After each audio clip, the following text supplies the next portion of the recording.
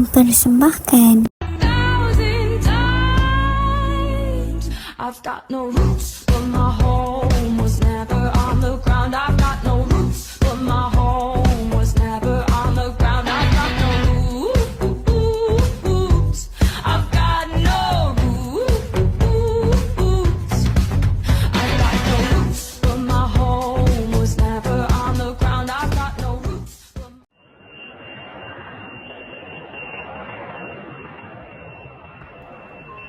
Okey Puan Aida, berdasarkan simptom yang teruk dan berlarutan ini, Puan diseakan menghadapi sinusitis kronik, iaitu radang pada rongga sinus yang berlaku dalam tempoh masa yang lama dan sukar untuk sembuh sepenuhnya.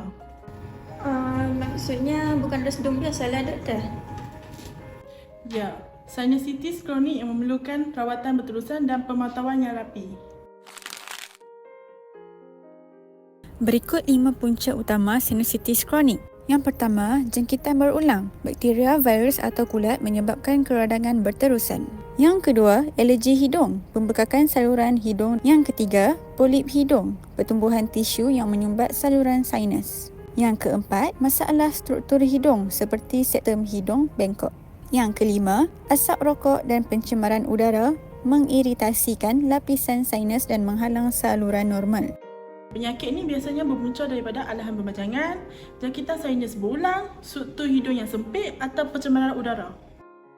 Antara simptom-simptom sinusitis ialah sakit kepala yang teruk terutama di kawasan dahi, pipi atau di belakang mata, rasa tekanan atau sakit di muka terutama pada pipi, dahi atau sekitar hidung, hidung tersumbat atau berair tebal, boleh berwarna kuning atau hijau, demam tinggi menunjukkan jangkitan semakin serius, bau mulut atau rasa logam di mulut akibat lendir terkumpul, rasa letih melampau badan lesu akibat jangkitan, sakit tekak atau telinga akibat lendir mengalir ke tekak, gangguan penglihatan sementara atau rasa tekanan di belakang mata jika sinus frontal atau ethmoid terlibat. Batuk berterusan lebih teruk pada waktu malam, mual atau sakit kepala berterusan, kadang-kadang disertai pening. Simptomnya termasuk hidung tersumbat hampir setiap hari, hingus pekat, sakit muka, sakit kepala, gangguan bau dan keletihan yang berbajangan. Patutlah saya nampak Aida cepat penat walaupun kerja tak berat. Rawatan ini melibatkan ubat semburan hidung, ubat kawalan alahan dan penjagaan gaya hidup. Dalam kes tertentu, pembedahan mungkin diperlukan. Macam mana kalau tak dirawat dengan betul? Ia boleh menyebabkan sakit kepala yang kronik, jangkitan yang berulang, gangguan tidur dan menjejaskan prestasi kerja serta kehidupan seharian. Apa pun rawatan, saya akan temani Aida dan pastikan dia buat rawatan.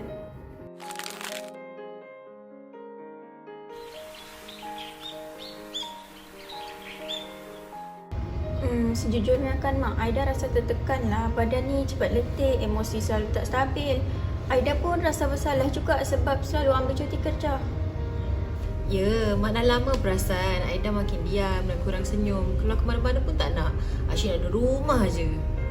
Kadang-kadang Aida rasa orang lain tak faham Aida lah Mak. Mereka nampak aja saya ni sihat, tapi sebenarnya Aida penat setiap hari. Aida, awak bukan lemah. Penyakit ini memang menjejaskan emosi dan keyakinan diri. Awak bersabar. Kita sama-sama usahakan yang terbaik untuk awak. Kalau dari segi rawatan perubatan saya faham doktor, tapi kalau dari segi psikososial saya pula macam mana? Saya rasa saya perlukan sokongan dari segi emosi, majikan yang boleh faham keadaan saya dan bantuan yang saya boleh dapatkan untuk menampung kos rawatan yang doktor sarankan tu lah. Sebagai suami Aida, saya rasa saya pun perlukan panduan untuk menyokong Aida dengan cara yang betul. Keperluan ini penting. Tak apa Puan, Puan jangan risau. Saya akan rujukkan Puan kepada medical social worker. Medical social worker ni akan bantu Puan. Sekejap ya.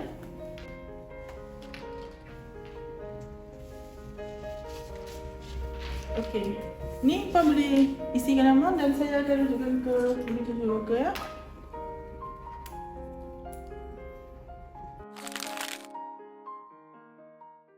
Okey, Puan Aida, peranan kami adalah untuk membantu pesakit dan keluarga menangani kesan sosial dan emosi akibat penyakit. Bukan hanya fokus kepada ubat lah. Saya selalu rasa bersendirian lah sebelum ni Puan. Jadi kami medical social worker akan menyediakan kaunseling psikososial untuk mengurangkan tekanan emosi Puan. Selain itu, kami juga akan menawarkan bantuan kebajikan dan rujukan kewangan. Kami juga akan memberikan pendidikan kesihatan kepada keluarga. Seperti dalam kes Puan Aida ni, kami akan beri kepada mak dan juga kepada suami puan lah. Seterusnya kami juga akan memberikan sokongan berterusan sepanjang rawatan puan dijalankan di sini. Terima kasih, sekurang-kurangnya sekarang ni kami tahu ke mana perlu dirujuk. Sokongan keluarga seperti suami dan juga mak puan amat penting dalam proses pemulihan. Jadi sama-samalah kita berharap agar usaha kita ini dapat membantu Puan Aida segera bebas daripada penyakit ini. Saya ada, kita hadapi sama-sama.